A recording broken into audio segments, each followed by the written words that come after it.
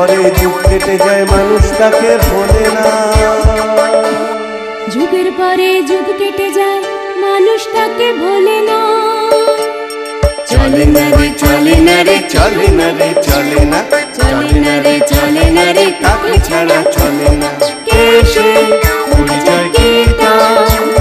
হাসির রাজা জ্ঞানের রাজা রসিক রাজা গোপাল ভাঁড়। হাসির রাজা জ্ঞানের রাজা রসিক রাজা গোপাল ভাঁড়। হাসির রাজা জ্ঞানের রাজা।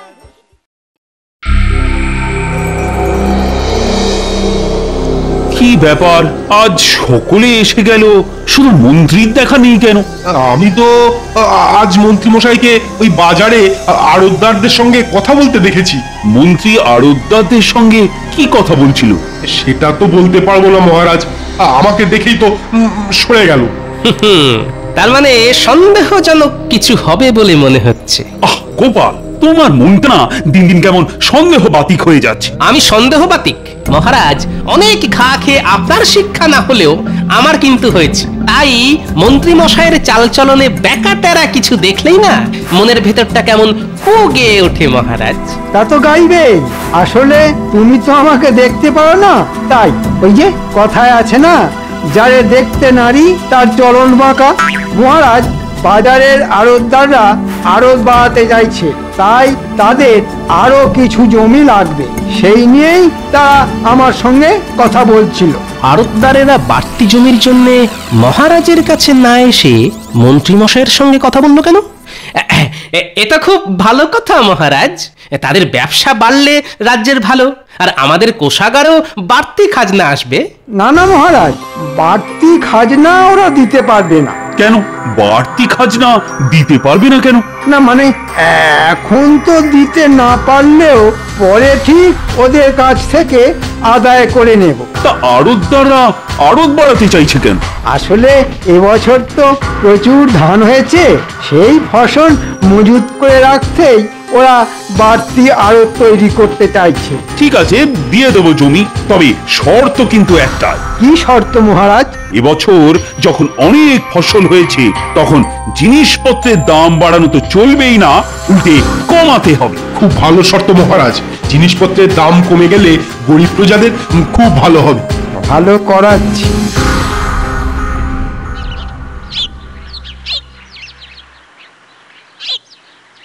বুঝলে গোপাল, আজ বেশ জমিয়ে মাছ ধরতে হবে।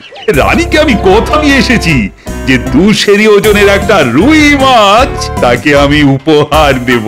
কোনো চিন্তা করবেন না মহারাজ, যা চার বানিয়ে এনেছি না, দেখবেন চারের গন্ধে পুকুরের সব মাছ একেবারে আমাদের বড়শির মুখে চলে আসবে।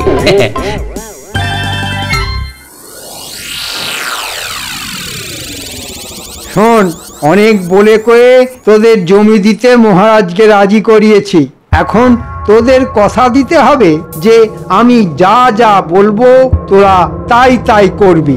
ঠিক আছে মন্ত্রী মশাই, আপনি যা যা বলবেন আমরা তাই তাই করব। কি করতে হবে আমাদের? এবছর ধান তো প্রচুর ফলেছে, তাই মহারাজ দাম কমাতে বলেছেন। প্রথম কদিন তোরা দাম কমিয়ে দিবি, তারপর সব ফসল অন্য জায়গায় সরিয়ে দিয়ে বাজারে ঘাটতি তৈরি করে হু হু করে দাম বাড়িয়ে দিবি। দাম বাড়িয়ে দেব?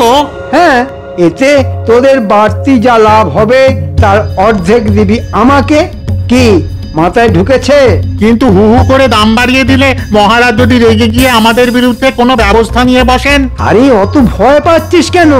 মহারাজকে সামলাবার দায়িত্ব আমার, তোরা শুধু আমার কথা মতো কাজ করে যাবি। ঠিক আছে, তাই হবে।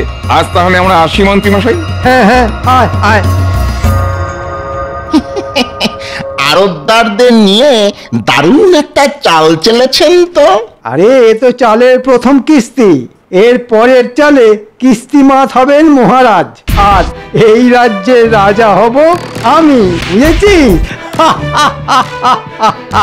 বাবা, কি মোক্ষম চাল! চাল তো চাললেন, কিন্তু ওই হোলি ফুটো হয়ে সব সব চাল আবার ওই ছড়িয়ে যাবে না তো? এই ঘটা, মুখ সামলে কথা বলবি। তোর এত বড় সাহস, হ্যাঁ? আমার সামনেই আমার দেওয়া চালকে অপমান করিস? হ্যাঁ, অপরাধ অপরাধ নেবেন না, আসলে আসলে ওই এতদিন ধরে দেখে আসছি তো। কি দেখে আসছিস? ওই যে অনেক ফন্দি আপনি আঁটেন, কিন্তু ওই গোপালের ওই বুদ্ধির কাছে শেষ অব্দি হেরে গিয়ে ওই যাকে বলে কিনা ওই ল্যাজে গোবরে হয়ে যান। লাজে গোবরে? বেরো হতচ্ছাড়া, এক্ষুনি দূর হয়ে যা আমার বাড়ি থেকে। এই জীবনে তোর মুখ আর যেন কখনো না দেখি। যা, দূর হ। এবারে যদি আপনি যেতেন তাহলে আর এই মুখ দেখাতে আসবো না। হ্যাঁ, তবে আবার যদি ওই হারেন তাহলে এই শ্রীমুখ ঠিক দেখিয়ে যাব। হ্যাঁ, তবে রে,